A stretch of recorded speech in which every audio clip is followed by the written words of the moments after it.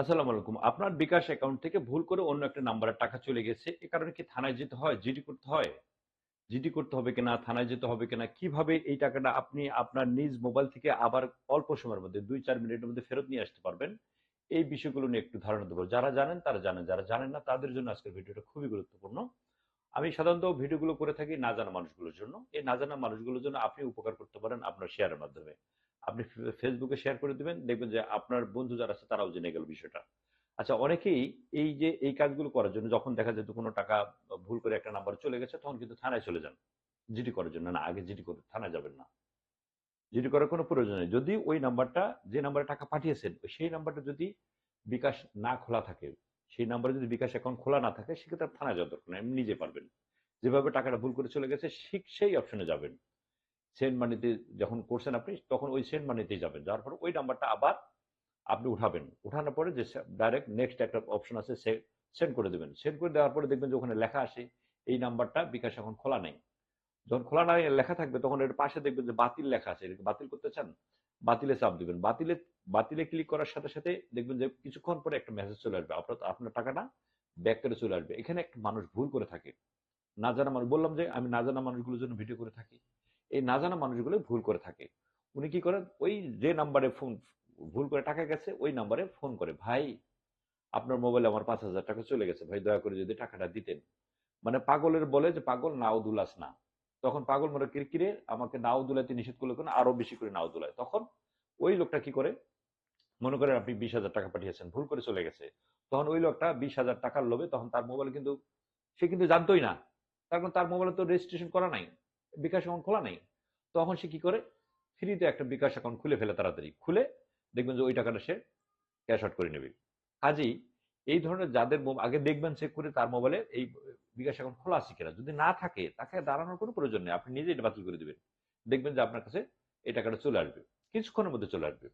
আর যদি আপনি সেটাও না করেন, শুধুমাত্র আনরেজিস্টার্ড যদি লেখা থাকে, রেজিস্ট্রেশন করা যদি না থাকে, তাহলে দেখবেন যে অটোমেটিক ৩ দিনের মধ্যে আপনার মোবাইলে অটোমেটিক টাকাটা ফেরত আসবে। অনেক সময় টাকা দরকার থাকে, আমার টাকাটা দরকার, দরকারি টাকা দিচ্ছি, এই টাকাটা আমার ৩ দিন কেন করে থাকবে, আপনি নিজেই তখন সাথে সাথে করতে পারবেন।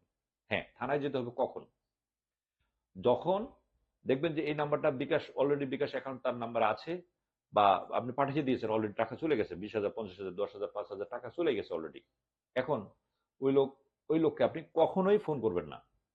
যদি ভুল করে টাকা চলেও যায়, তার নামে যদি অ্যাকাউন্ট খোলাও থাকে, আপনি তাকে ভুল করে ফোন করবেন না। যদি ফোন করেন তাহলে আপনি বিপদে পড়বেন। ফোন না করে সর্বপ্রথম যে কাজটা করবেন, থানায়ও যাবেন না, সর্বপ্রথম যে কাজটা করবেন, আপনার যে বিকাশের কাস্টমার কেয়ার আছে 16247 এই নাম্বার তাৎক্ষণিক, মানে টাকা চলে যাওয়ার সাথে সাথে এই নাম্বার ফোন করবেন। ফোন করে বলবেন, তাদেরকে রিকোয়েস্ট করবেন যে আমি এই ধরনের একটা কাজ করেছি, আমার ভুল করে এই নাম্বারে, এই নাম্বারটায় এত টাকা চলে গেছে, আপনি নাম্বারটা লক করে দেন। দেন ওরা কিন্তু বলবে আপনাকে থানায় একটা জিডি করে আসেন। তারপরে আপনি জিডি করবেন, বলেন যে হ্যাঁ লক করেন, আমি থানায় জিডি করে জিডি কপি আপনাদের কাছে নিয়ে আসতেছি, কিন্তু আপনি নাম্বারটা ব্লক করে দেন। তখন এই বিকাশ কর্তৃপক্ষ কাস্টমার কেয়ারে যারা থাকেন তারা কিন্তু এটা বন্ধ করে দেবেন। আপনাকে ওখানে আগে যাওয়া লাগতেছে না।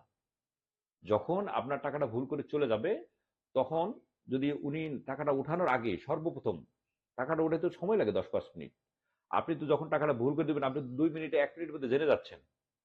সাথে সাথে আপনি 16247 এই নাম্বারে ফোন করবেন। ফোন করে আপনি বলবেন যে আমার এই নাম্বার ভুল করে একটা টাকা গেছে, এই টাকাটা লক করে দেন, টাকাটা যদি উঠাইতে না পারে আমি জিডি করে আসতেছি। তখন আপনি থানায় যাবেন। তার আগে থানায় যাওয়ার কোনো প্রয়োজন নেই।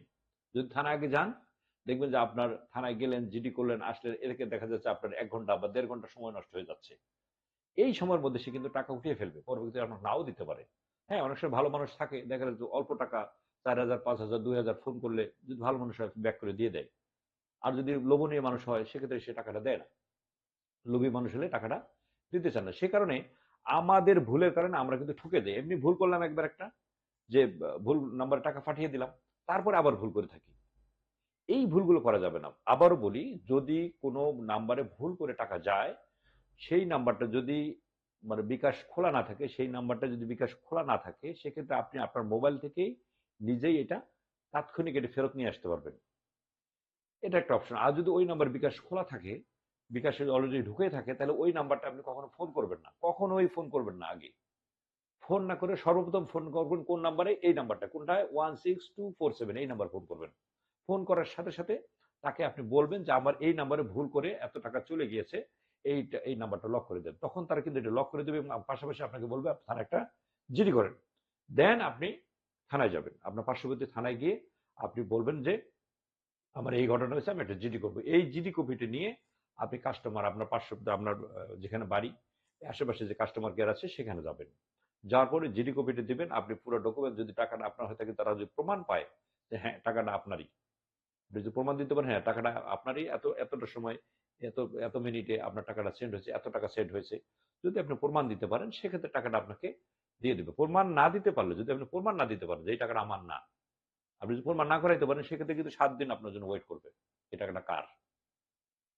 7 দিনের মধ্যে যদি প্রমাণ করতে পারেন সেক্ষেত্রে আপনাকে টাকা দিয়ে দেবে। তারপরেও কিন্তু টাকাটা হ্যাং হয়ে থাকে, তারা লক করে রেখে দেয়। 6 মাস পর্যন্ত একটা মেয়াদ থাকে, 6 মাস পর্যন্ত তারা আটকে আটকে রাখবে। 6 মাস পরে যদি দেখেন যে 6 মাসের মধ্যে যদি আপনি না করতে পারেন, প্রমাণ করতে পারেন, সেক্ষেত্রে টাকাটা আবার ব্যাক করে দিয়ে দেবে।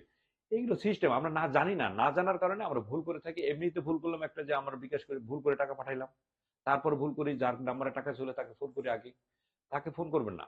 মূল কথা হলো, ভুল করে যদি কোথাও কোনো নাম্বারে টাকা পাঠান তাকে ফোন করবেন না। ফোন না করে, যদি ওই মোবাইলে বিকাশ খোলা না থাকে, আপনি নিজেই আপনার মোবাইল থেকে, যেটা বললাম, আপনার মোবাইল থেকে নিজেই আপনি এটা বাতিল করে নিয়ে আসতে পারবেন। আর যদি সেই নাম্বারে বিকাশ খোলা থাকে, যদি টাকা অলরেডি সেন্ড হয়ে থাকে, সেক্ষেত্রে ওই নাম্বারে ফোন করবেন না। না করে, আবারও বলি, 16247-এ ফোন করে প্রথমত এটা লক করে দেবেন। লক করে দেওয়ার পরে দেন আপনি থানায় যাবেন। থানায় যাওয়ার পরে একটা জিডি করবেন। জিডি করার পরে ওই জিডি কপি নিয়ে আপনি কাস্টমার কেয়ারে যাবেন। আপনি তথ্য প্রমাণ দিবেন। দেওয়ার পরে আপনার টাকাটা আপনার মোবাইলে ফেরত দিয়ে দিবে। এটা হলো প্রসেস। আমরা জানি না, না জানা মানুষগুলোর জন্যই এই ভিডিওটা করা। এই না জানা মানুষগুলোর জন্য ভিডিওটা শেয়ার করে দিবেন। হয়তো আপনার একটা শেয়ারের মাধ্যমে তার একটু উপকার হতে পারে। লস নাই। মানুষের উপকার করে লস নেই। যে যেখানে আছেন ভালো থাকবেন, সুস্থ থাকবেন, নিরাপদে পথ চলবেন। আসসালামু আলাইকুম।